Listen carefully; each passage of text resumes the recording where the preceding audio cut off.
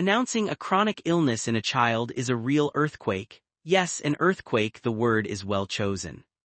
One moment everything seems stable, and then the next moment everything is cracked. And what interests us today is not so much the initial shock, the diagnosis itself, but rather the aftershocks. Exactly. Those that silently but very deeply reshape the entire life of a family, that's it. So we will dive into an analysis of the impact of Charcot-Marie-Tooth disease, CMT, on this family dynamic.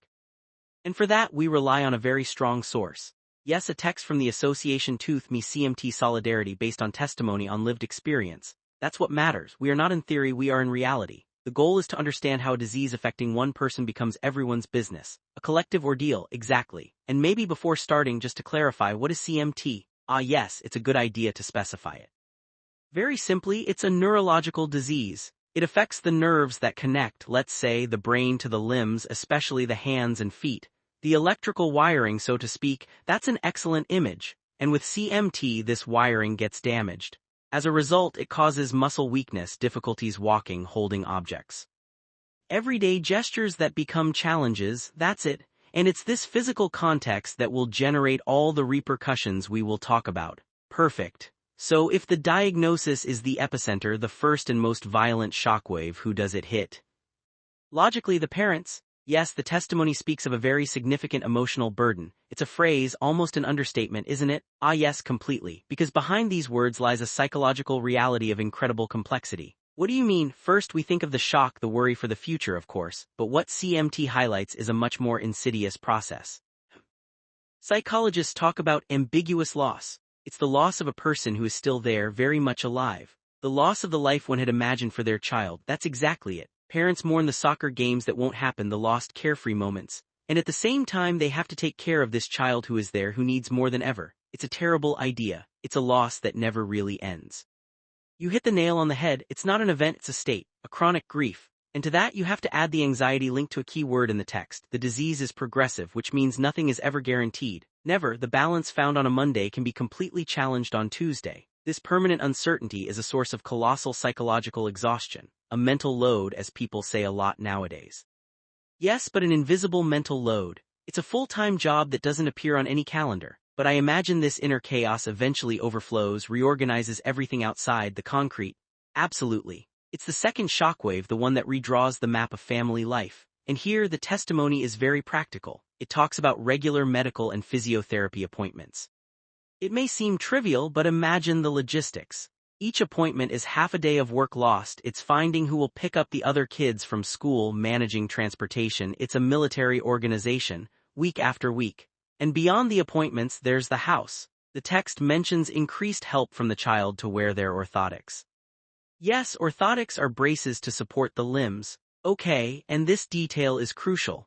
Every morning putting on the orthotics, every evening taking them off, the disease reminds them. It's not an abstract concept. It's a ritual, a tangible ritual that marks the day, so it goes far beyond a simple scheduling adjustment. Oh yes, it's a total redefinition of priorities. The source says it very well. The professional and social life of the parents must be completely rearranged. So it's not just organizing differently, it's part of their identity, their career, their friends that is put aside. It's often more than just put aside, it's renouncing. A career that was fulfilling becomes a source of stress, because one is less available, less flexible. Exactly, opportunities are missed, and social life shrinks. Spontaneous evenings, weekends with friends, everything becomes an expedition. And a secret gap with others, I imagine, naturally, a secret gap with those who don't live this reality, and that can lead to isolation. But even before this social isolation, there are other shocks closer inside the home.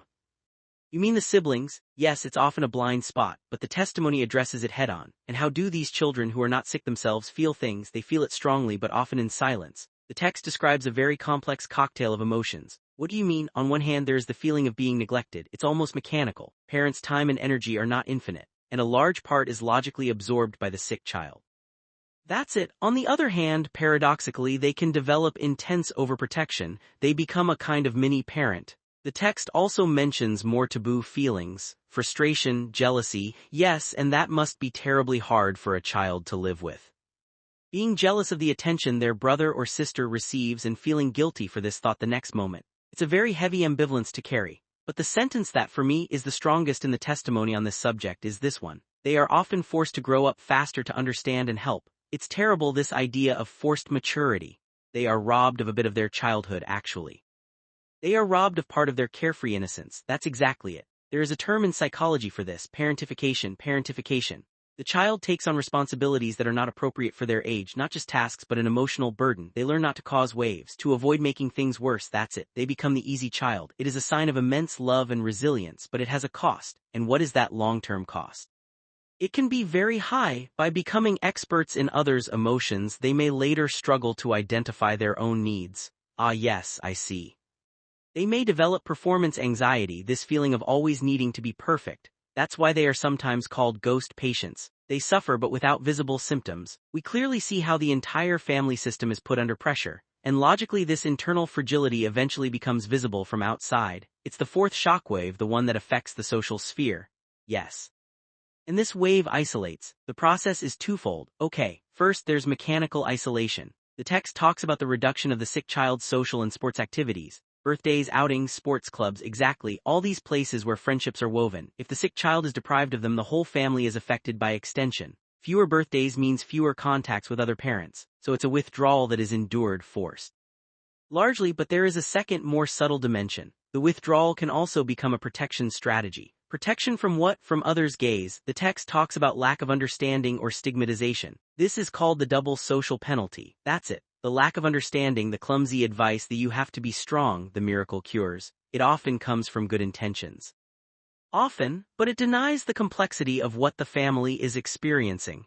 And stigmatization means pity, intrusive questions, having to always explain, justify, educate those around you over time. It's exhausting.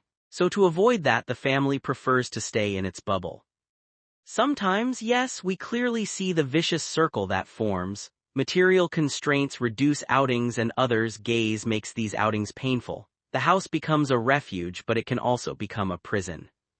Faced with this rather bleak picture, one might feel a bit discouraged. But the testimony doesn't stop there. No, and that's the most important point. After describing all the cracks, the text asks what can strengthen the structure, and the conclusion is clear, it's unequivocal. The disease requires not only medical care but also psychological and social support. It's the recognition that CMT is not just a problem of muscles and nerves. That's it, it's an event that impacts the entire social body of the family. I really like the purpose of this support as described, that each family member can find their balance. It's not about returning to normal but building a new normal. It's a systemic vision. You cannot treat the child and ignore the rest of the family. It's like a mobile. If one piece moves, the whole must find a new position for the whole to remain balanced.